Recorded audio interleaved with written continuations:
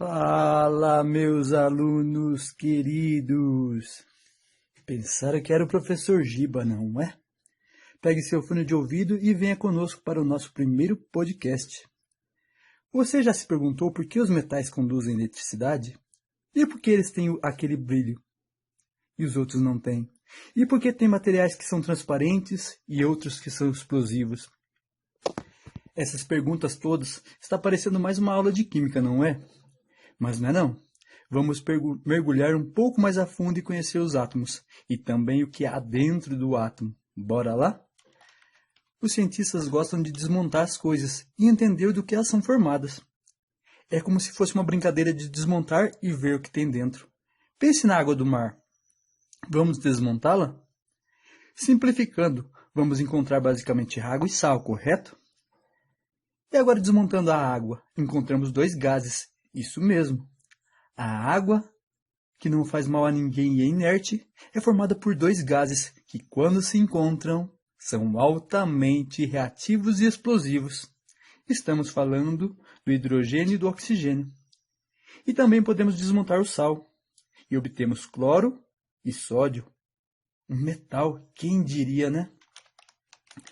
Acredita que tudo isso que existe ao nosso redor, no planeta e até mesmo no universo, tudo, quando desmontado, reduz em aproximadamente 100 tipos de coisas diferentes? Pois é, peças de todos esses quebra-cabeça são por volta de 100 peças diferentes, chamadas de elementos químicos. Aquelas que estão na tabela periódica. Engraçado, né? Mas a tabela periódica são os ingredientes para fazer basicamente o universo todo. Essas peças, os elementos químicos, são chamadas há muito tempo de átomos, ou seja, aquilo que é indivisível. Pelo menos era o que se pensava antigamente.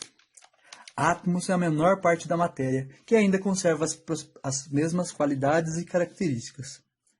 E é o modo como esses átomos se relacionam uns com os outros que dão a propriedade que nós conseguimos ver.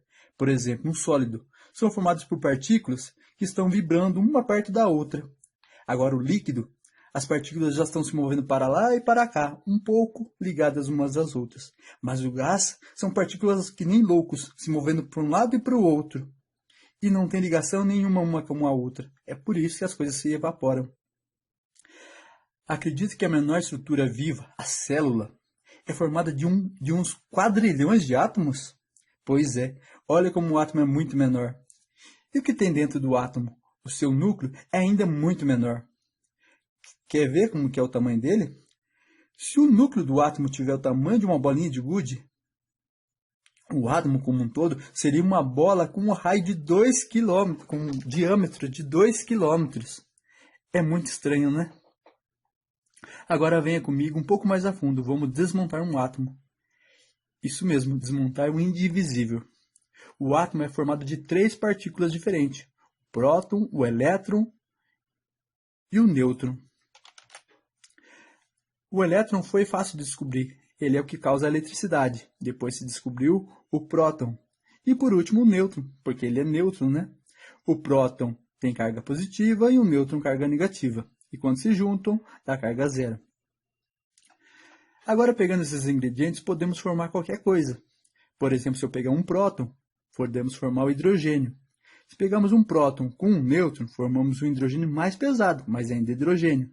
Porém, ele até ganha um nome próprio, chamado deutério. Agora, se colocarmos mais um próton, 2 prótons, teremos um hélio. E 3 prótons, teremos o lítio, o terceiro elemento da tabela periódica. Notou algo? Sim. Cada próton colocado cria um novo elemento químico. E os elétrons são acrescentados para causar o equilíbrio, deixar tudo neutro. E os nêutrons, para que servem, hein? É o seguinte, se um monte de próton ficar lá no núcleo juntos, eles vão começar a se repelir e isso não vai ser bom não.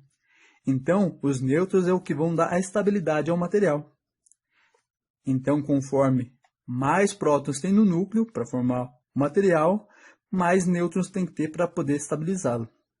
Quando não tem quantidade suficiente, temos um material instável.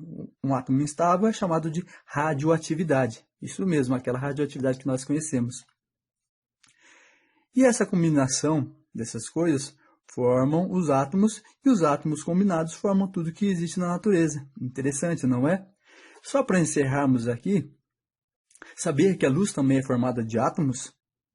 Na verdade, não são átomos, são partículas, as menores que existem no universo, chamadas de fótons.